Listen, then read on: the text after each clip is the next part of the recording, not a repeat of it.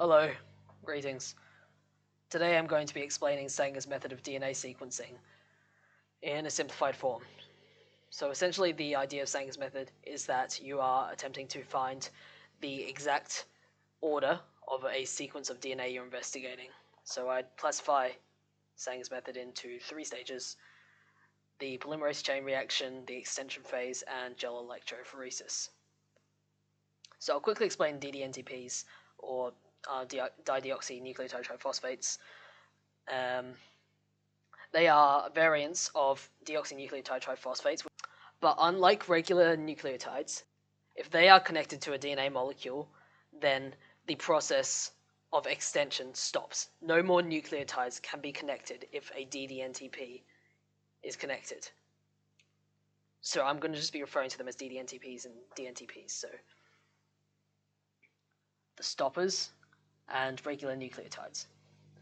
Now the structural difference is that DDNTPs don't have the hydroxy group. Instead they have hydrogen. So starting with the polymerase chain reaction, you'll have your desired segment of DNA. You'll put it through thermal cycles. You will end up with millions, billions of copies. You'll stop at the annealing phase, so you'll have a bunch of ready DNA to be extended. So all this DNA will go into 4 containers, and you'll see why later. So in each container, you will have your DNA from the PCR.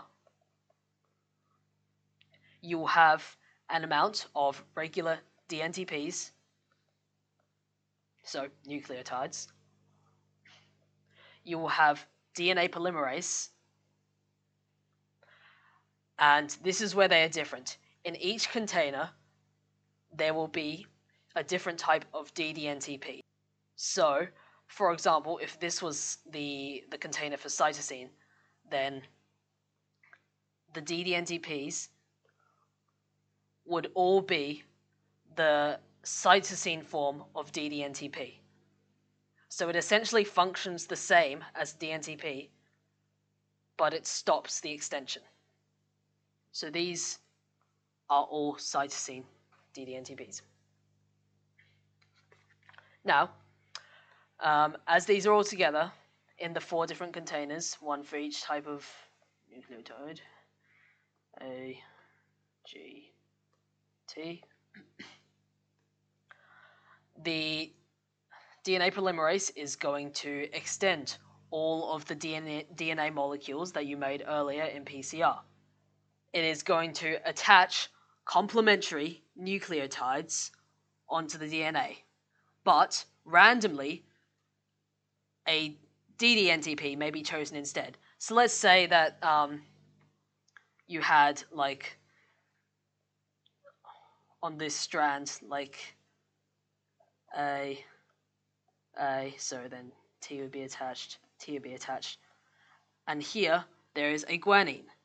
Now, the DNA polymerase could either attach a regular cytosine, or it could attach the DDNTP cytosine. If it did attach the DDNTP, then the reaction would stop there. No more. That is how long the DNA is going to end up. Now, as you continue this for each of the 3 containers, you're going to end up with DNA of all different lengths. Now, practically, because you have made so much DNA in the PCR phase, pretty much you can expect that a DDNTP will have stopped the DNA from replicating at every possible length. You can be pretty much sure that you're going to have one DNA that's of length 1, at least one that's of length 2, at least one that's of length 3, and so on. So every possible length of DNA that you're investigating is in the sample. And because there are only the DDNTPs of that type in each container, then you know for sure that every DNA molecule in the cytosine container ends with cytosine, or the cytosine DDNTP, because they function the same. Everything in here ends in adenine, everything here guanine, everything here thymine. Now you're going to put them through gel electrophoresis. So you put them in the apparatus, you put the C solution in the cytosine well, etc. So you know that everything in this lane ends in cytosine. Yeah? And as you run the apparatus, the negatively charged DNA runs towards the cathode. The shorter the molecule, the faster and further it will travel. Therefore, when you stop the current, you can be sure that the molecule that's the furthest ahead is the shortest. And since you have every single possible length, you know that it is only one nucleotide long. And since each row corresponds to the ending nucleotide's base, you know that it's one nucleotide long and it's a guanine. And if you read from the bottom to the top, the bottom being the last in the sequence and the top being the first, you can figure out the complementary sequence to your investigated DNA sequence. So after this, you're going to have to reverse it. So I can just read from bottom to top. So the longest is a T. So T, G, G, and so on.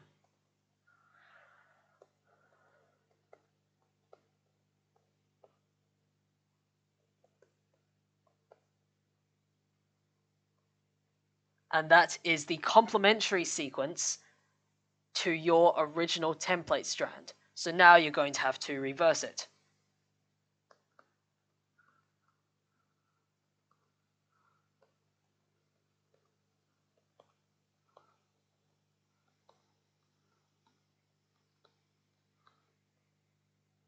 And this is the exact sequence of the DNA that you're investigating.